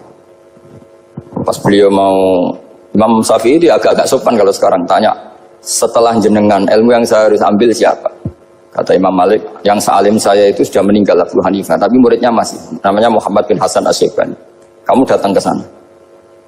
Malam itu Imam Malik dikasih uang 500 dinar. Padahal 1 dinar itu 4,25 gram, bisa dihitung berapa ratus juta. Terus separuhnya dikasihkan Imam Syafi'i. Nah, tidak kasangoni. Pagi-pagi diajak ke Baki. Dulu Baki itu ada kafilah rental unta. Mana kafilah yang mau ke Irak? Kita, ya sudah ini antar, tak bayari. Diantar Imam Syafi'i. Diantar ke Imam Muhammad bin Hasan Asy-Syaibani di Irak. Itu ketemu Muhammad bin Hasan Asy-Syaibani pertama itu apa? Beliau itu kalau ngitung uang di meja. Emas-emasnya di meja, uangnya dolar, semuanya di meja. Tambah kaget, ini saya sama Imam Malik ingkar, ini malah lebih parah lagi.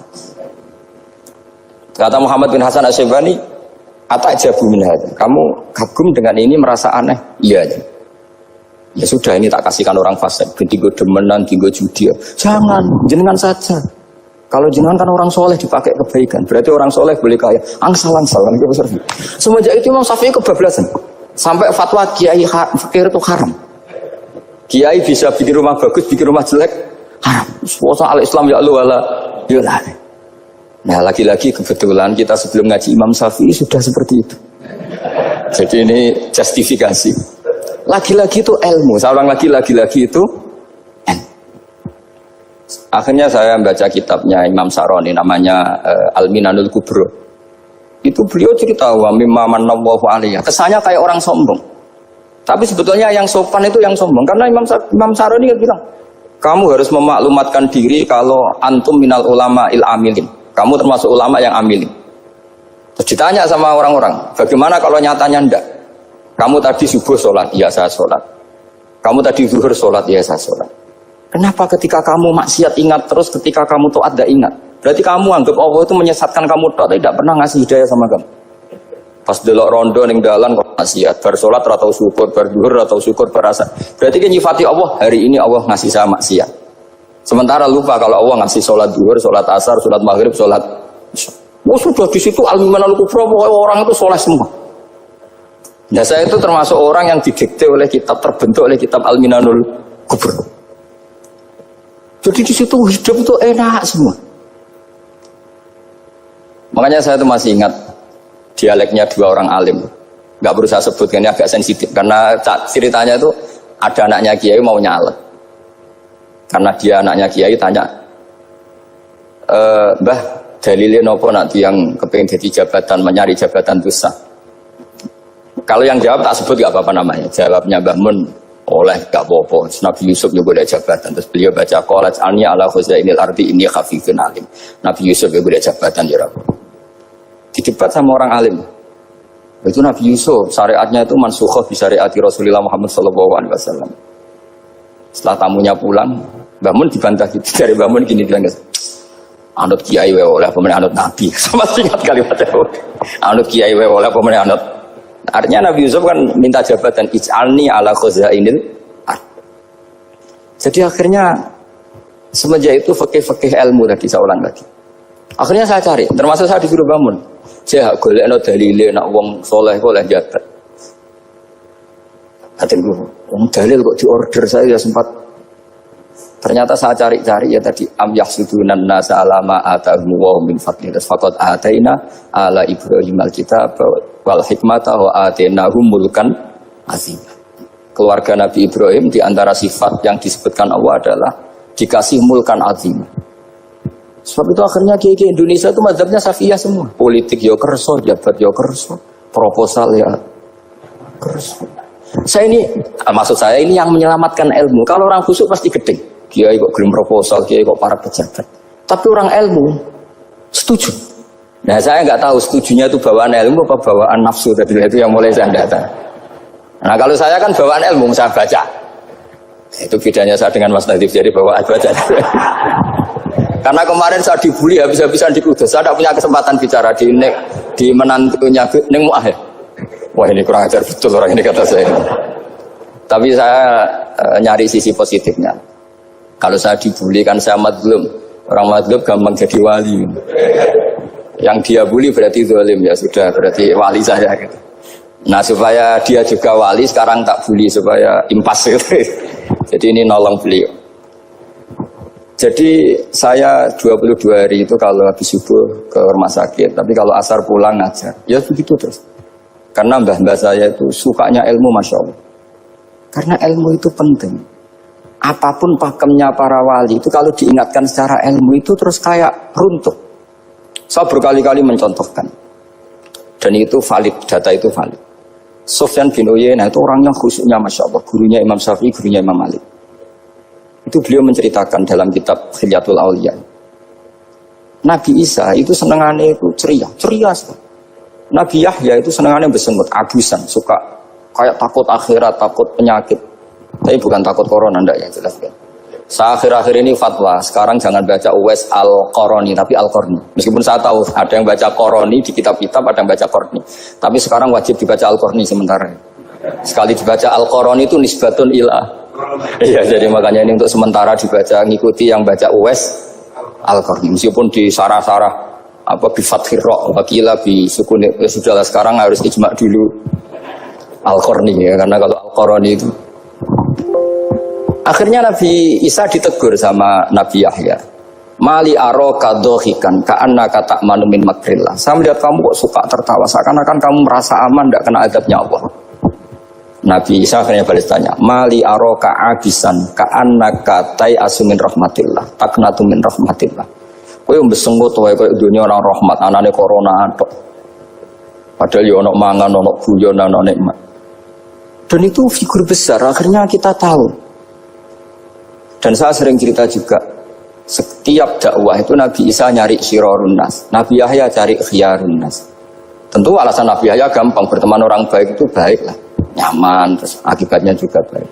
Nabi Yahya enggak. Limadha tanzilu ala syirarin nas. Kenapa kamu singgahnya ke orang-orang yang buruk? Ana tabibun udawil mardo. Saya ini dokter, tentu menyembuhkan yang sakit. Akhirnya terus di Indonesia banyak kiai yang kancanan orang fasik ya banyak. Tapi ya tentu yang benar itu yang mensolehkan yang fasik. Yang mesti salah yang menjadi fasik karena ketularan yang.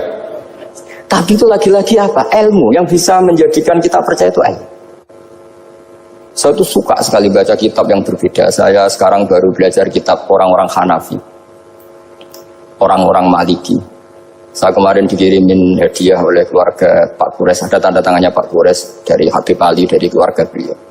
Ciri kitab namanya itu Sarah Bukhari, yang dikarang orang India, orang modern, Anwar ya, Kiai Anwar Shah, orang-orang India ya orang Shah.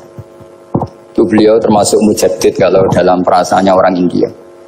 Mensarai Bukhari ya, kira-kira sanadnya Sayyid Muhammad ke beliau itu 3 atau 4. Beliau termasuk orang-orang yang bisa membentuk India seperti itu. India kan banyak syurahul hadis, termasuk Waliullah Ad-Dahlawi, terus Syekh Yusuf Al-Kandahlawi, banyak lah saya. Itu beliau cerita di kitab-kitab itu bahwa ilmu itu harus diungkapkan. Terus beliau cerita banyak tentang kewalian. Sampai dalam cerita kewalian itu unik. Dan terus kayak jadi wali itu gampang sekali. Ya diantaranya itu wali itu mau modal rasido. Sab'atun yuzilluhum wa fi dhillihi yawma la dhilla illa dhilluh. Itu diantaranya itu wa rajulun da'athu imra'atun dzatu jamalin wa mansibin faqala inni akhafu. Mau modal gak sido. Wis dijak wong ayu menarik muni ra gelem. Modal ra gelem iku iso dadi wali. Iku yuzilluhum wa fi dhillihi yawma la dhilla. Ya. Nah, masalah kita ora digelemi lah, itu masalah. Itu sangat. Jadi gampang sekali dalam kitab Al-Minanul Kubra. Dan kalau baca itu enak. Misalnya gini, tentu masa lalu kita yang buruk itu tidak diceritakan orang lain. Dan itu kadang karena gengsi. Tapi kalau melihat hadisnya Nabi itu gampang sekali. Kullu ummati mu'afan ilal mujahirin. Umatku semua itu dimaafkan kecuali yang memperlihatkan salahnya dosanya. Jadi nggak boleh kalau sampean sekolah nggak naik kelas cerita anaknya. Kalau saat dulu nggak naik kelas, kalau punya utang koperasi nggak pernah bayar, nggak boleh cerita seperti itu. Kalau ditanya, bapak dulu pinter nggak? Oh pinter sekali. Harus bilang gitu, pinter sekali. Pernah ranking, Pak? Ranking sekali sudah nggak apa-apa itu. Meskipun dengan makna yang lugawi ya. Saya dulu iskal. Kan Nyon Sewu saya ini sering diparani orang yang mau tobat tercerita. Saya dulu sering main perempuan, sering mabuk. Tapi sekarang saya mau tobat gini-gini. Karena ini orang awam, tak terima. Tapi saya bilang gini, kamu jangan cerita ke anak kamu. Terus dia cerita, tapi kan saya harus jujur. Karena ilmunya dia baru kalau jujur itu penting gitu. Terus pokoknya menurut kula ora oleh cerita, pokoknya ora oleh cerita. Ya guys, oke. Setelah itu saya nyari-nyari sarah, termasuk kitab itu. Kok bisa orang yang tidak mujahirin, orang yang menutupi salahnya malah dimaafkan, yang cerita jujur pernah salah malah tidak. Sangat bener. Misalnya seorang bapak cerita, cuma mau disini nak pacaran tak ambung. Misalnya, anaknya mesti suatu saat kan dia puber, mesti nak ngambung niru bapak ya. Nah kalau yang cerita itu ribuan atau jutaan, cuma zaman yang pondok itu rezekiku kombodoni, kan terus jadi syariatun mutabah. Apalagi yang cerita ini ternyata jadi kiai, ternyata gitu ya tetap jadi kiai. Jadi kalau pura-pura soleh di rumah, pura-pura soleh, seakan-akan di pondok tidak pernah foto, tidak pernah setor meluntir, tidak pernah apa kan? Katanya, lalu lucunya, oke itu alasan. Alasannya Imam Ghazali itu paling masuk akal. Ini saya cerita, ila aliman barokahnya baca Imam Ghazali. Fa inna Allaha ta'ala yakrohu zuhurul ma'asi.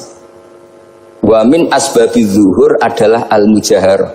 Karena Allah itu gak suka maksiat itu begitu kelihatan. Dan awal dari kelihatannya maksiat adalah semua orang cerita. Akhirnya maksiat dianggap biasa saja. Jadi kalau semua orang cerita zaman mondok nakal itu akhirnya semua orang yang nakal. Oh itu niru kiai ini, karena ini niru kiai. Kan repot. Tapi kalau semua kiai sok suci atau suci betul, dan semoga ya suci betul, kan yang maksiat, yang mau maksiat ini gak punya alasan. Karena masternya gak pernah maksiat. Meskipun sebagian yang seudon gak pernah konangan, tapi gak tahu pokoknya yang penting seperti itu. Itu hebatnya konsepnya. Saya dulu ya iskal loh. Kok? Ya tadi kullu ummati mu'afan illal mujahir. Saya dulu iskal se-iskal-iskalnya. Tapi setelah baca Ihya kata Imam Ghazali, karena Allah itu enggak suka zuhurul ma'asi. Allah enggak suka kalau maksiat terlalu muncul. Dan termasuk sebabnya muncul adalah setiap orang jujur menceritakan masa lalunya. Sebab itu kita sebagai orang Islam, yang entahlah istilahnya apa, kalau istilahnya Mas Najib Islam Nusantara atau moderat macam-macam lah. Saya termasuk orang yang sebetulnya ingin gak setuju, bukan karena menentang. Nanti ngapalkan firqahnya kebanyakan, 72 aja ngapalkan banyak, ditambahi Islam Nusantara, Islam moderat, Islam garis apa lagi itu? Oh garis lurus. Ada yang lagi lucu. Ya macam. Tapi setelah saya ulang lagi, setelah baca banyak, itu akhirnya menjadi tahu. Karena apa ya, fitrah salimah kita. Misalnya gini, ada cerita di kitab-kitab. Nabi Musa pernah istisqa nggak mandi. Kan gak terima, dia seorang nabi kok istisqa tidak mandi. Saya ini kalimuka ya Allah, kenapa doa saya tidak mandi? Terus kata Nabi, kata Allah, inna fihim namaman, di antara yang berdoa sama kamu yang istighosa kubro itu ada yang namaman, tukang adu-adu. Nabi Musa ngajarin Tuhan, ya Allah kan gampang, kasih tahu dia siapa tak usir supaya tidak ikut istighosa, akan selesai. Terus dari pengiran lucu. Saya ini Tuhan, anha anin namimah. Saya ini Tuhan yang mengharamkan namimah. Maka saya tidak akan nama. Anha anin namimah wa aku namaman. Saya ini mengharamkan adu-adu kok terus didono sing kan ya sudah Gusti kalau gitu. Lalu solusinya gimana ini? Nanti solusinya gimana Tuhan? Ya sudah kamu nyari hamba saya yang namanya ini. Cari sama Nabi Musa.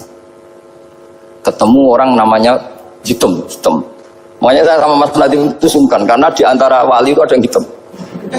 Hitam terus nggak apa-apa ini biar impas, biar saya sampean bisa jadi wali karena madlum kan. Itu ketemu. Setelah ketemu sama-sama nur. Anta bareh, ya saya bareh. Terus anta Musa, ya saya Musa. Kenapa kamu tahu? Dikasih tahu Allah. Ini karena sama satu nabi, satu wali. Terus saya ini mau istisqa gak mandi, tapi sama Allah disuruh minta doa sama kamu. Itu doanya tuh ngawur sekali, bukan sekedar ngawur sekali. Ya Allah, apa engkau sudah tidak punya stok air sehingga tidak ada hujan? Gitu. Apa angin-angin sudah tidak nurut sama jenengan sehingga tidak bisa menghalau awan untuk menurunkan hujan? Fakah ada Musa ajab tisau itu di semua kitab. Musa hampir saja jotos, dianggap doa yang enggak sopan. Tapi kata Allah, la tadribhu ya Musa fa innahu adhakani fil yaumi salasa marrat. Dia bisa bikin senyum saya sampai 3 kali. Lu soal mereka maksiatuhum la tadurruka. Maksiat mereka itu tidak ngefek ke engkau kok jenengan pertimbangkan. Maksiatuhum la tadurruka. Akhirnya langsung hujan. Jadi kadang doa itu ada yang ngawur. Maksiatuhum. Makanya saya itu kadang berani berdoa Indonesia aman. Secara fikih ya kadang kok nak gak ono apa-apa sing maksiat meneh. Kadang yo mikir. Yo nak sing taat meneh, tapi kok nak ono apa-apa sing maksiat yo maksiat meneh. Saya pernah ketika Jogja sering gempa itu pernah mau berdoa. Ya Allah semoga bebas dari gempa, tapi terus saya mikir. Memang kalau nggak ada gempa ya yang sholat aman, tapi yang maksiat juga daripada menggurui Allah sudahlah tidak berani berdoa aja sudah Gusti ini dunia ini jangan pun terserah jenengan. Tapi saya sebagai orang muslim sing apian kan ya kepengin arham limnas. Boleh dalil lu kangelan, tapi gara-gara baca kibarek tadi maksiatuhum la tadurruka.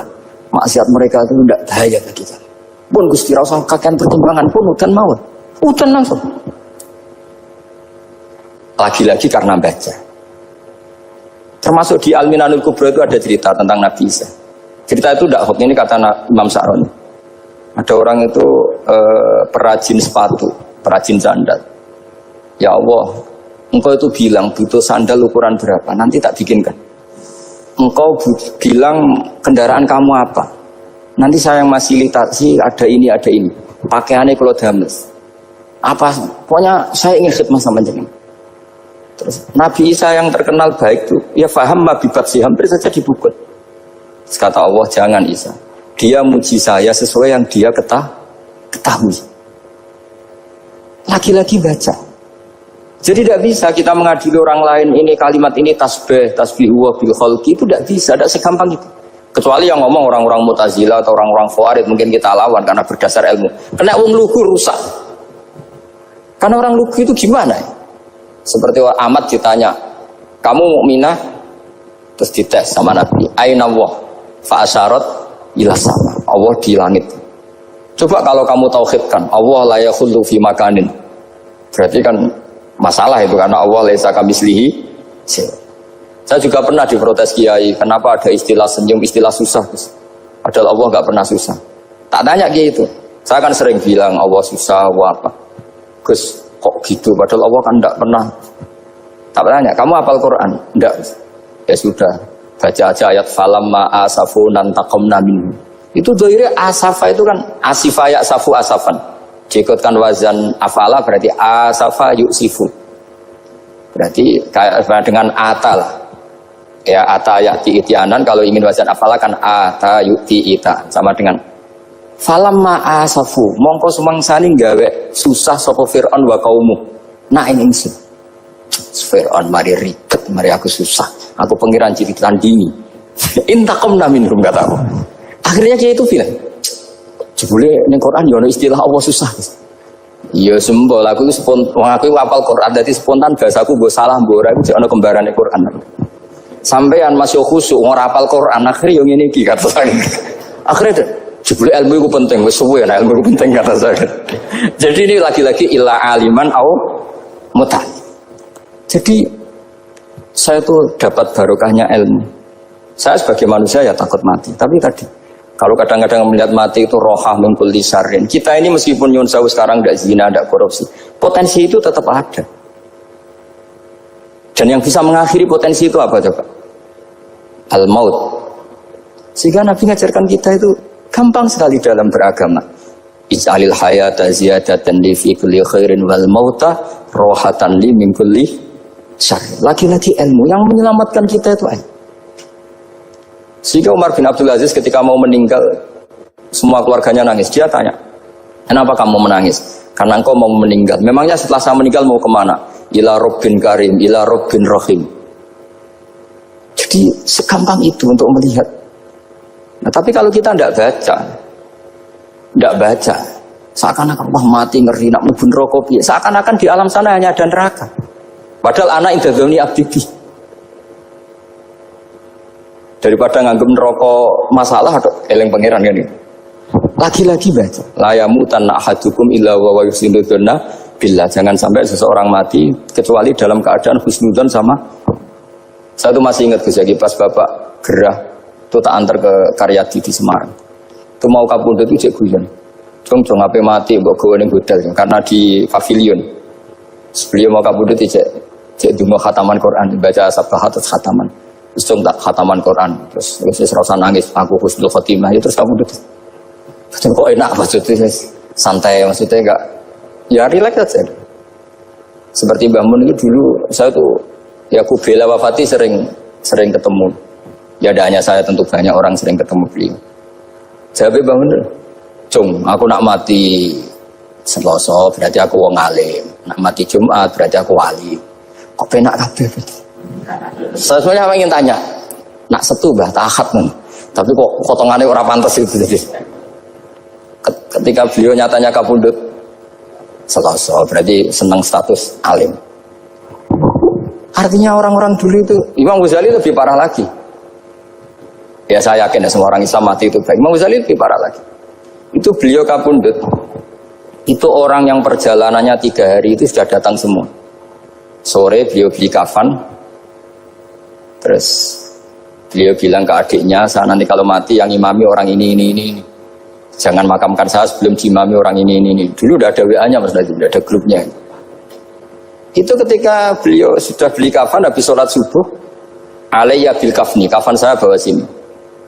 Dikasihkan sama adiknya. Ya Allah, ar-ridho bil intiqal ilal malakil. Jadi saya sudah ridho kalau ketemu engkau. Terus kabundut. Adiknya bingung karena orang yang ditunjuk itu harus 3 hari perjalanan. Ternyata datang semua terus. Kok kenapa?